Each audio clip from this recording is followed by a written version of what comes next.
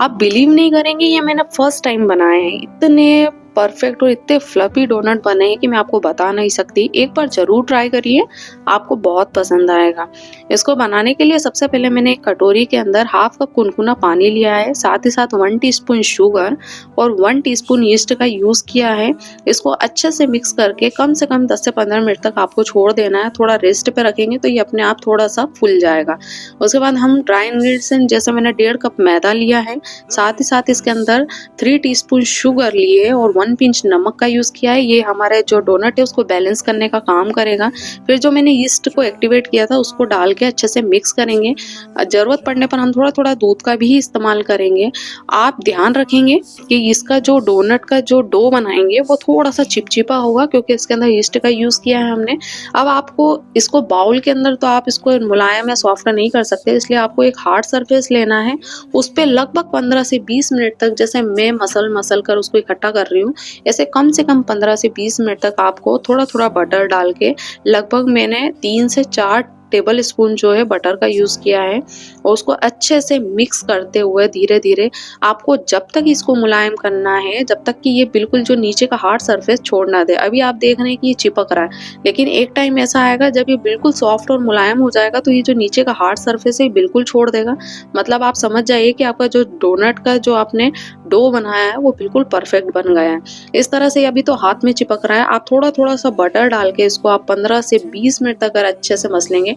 इसमें सबसे मेन जो प्रोसेस होती है वो सिर्फ मसलने की होती है। अगर आपने इसकी अच्छे से मसल लिया है तो आपके डोनट भी बहुत ही सॉफ्ट और मुलायम बनेंगे।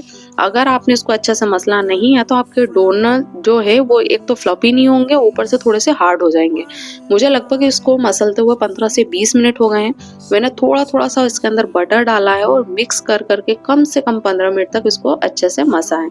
एक टाइम ऐसा आएगा जब ये नीचे का हार्ड सरफेस जो है बिल्कुल छोड़ देगा। आप देख रहे हैं अभी धीरे-धीरे क्या है, इकट्ठा होने लग गया। मतलब इस टाइम पे आप इसको रेस्ट करने के लिए कम से कम 1 घंटे रखें।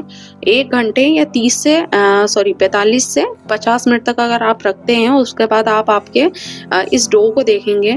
आप इसके अंदर या तो किसी पॉलीथीन का यूज़ करें, यहाँ पर मैंने बटर पेपर का, आप देखिए कितना बढ़िया इसका ख़मीर उठा है।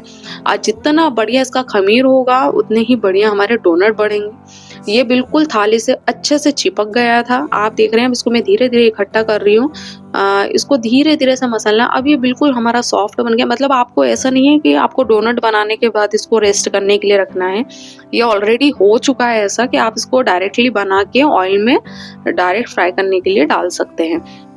आपको क्या करना है, थोड़ा-सा मैदा को हार्ड सरफेस पे डस्ट करना है। इसको थोड़ा-थोड़ा सा अपने हाथों को अंदर की ओर तरफ घुमाते हुए अच्छे से डो को इस तरह से, आप देखेंगे मेरा डो इतना परफेक्ट है कि इसको मैं अंदर की साइड कर रही हूँ तो भी बिल्कुल मुलायम और नरम है। अब आप इसको किसी भी बटर पेपर के ऊपर थोड़ा-सा मैदा छिड़कने के बाद उसको अच्छे से थोड़ा-सा मोटा, जैसा हमारी जो रोटी होती है वो तो बहुत पतली होती है, उसको थोड़ा-सा मोटा हमें हाथों से बेलना है, जिससे हमारे डो ज़्यादा मोटा नहीं रखना है, नहीं तो बहुत ज़्यादा फूल जाएँगे। आपको नॉर्मल जो रोटी रहती है उससे थोड़ा-सा, मतलब इंच, थोड़ा-सा डेढ़, मतलब आधा इंच बोल सकते हैं, आधा इंच थोड़ा-सा उसको मोटा रखना है। उसके बाद उनको डोनट का शेप देना है। आप डोनट का शेप, मेरे पास तो कटोरी थी छोटी वाली, मैंने उसका यूज़ करा है। आप चाहें तो डोनट कटर आता है, उसका यूज़ भी कर सकते हैं। जिससे भी आप इसका यूज़ करना चाहें कर सकते हैं। मैंने फर्स्ट टाइम बनाया, लेकिन बहुत ही फ्लफी बने और खाने में भी बहुत ही टेस्टी बने।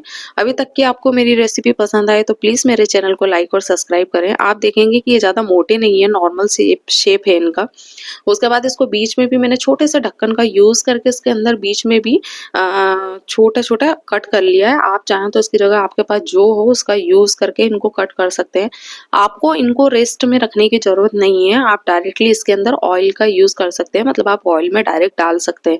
ऐसा नहीं है कि अब आपने कर दिया है तो आपको अभी 30 मिनट के लिए रेस्ट पे रखना है या 40 मिनट के लिए।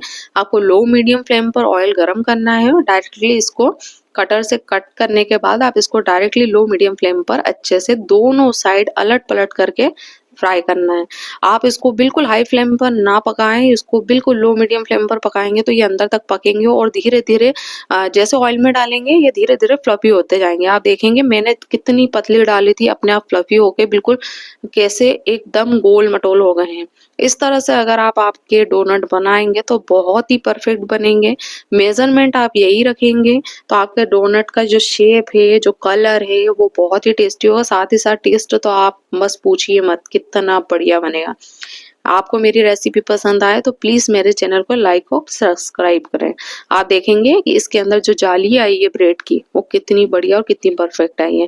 अब आप इसके ऊपर चॉकलेट गनाश का यूज़ भी कर सकते हैं या फिर चोको चिप्स का यूज़ भी कर सकते हैं, जिससे आप डेकोरेट करना चाहते हैं उसका यूज़ करके इसको डेकोरेट कर सकते हैं, या फिर आप व्हाइट चॉकलेट का यूज़ भी कर सकते हैं। जैसे भी आप चाहें इसको सर्व कर सकते हैं। ये बहुत ही टेस्टी बनते हैं और बहुत ही बढ़िया, बच्चों को तो खासकर बहुत पसंद होते हैं। एक बार ज़रूर ट्राई करिएगा।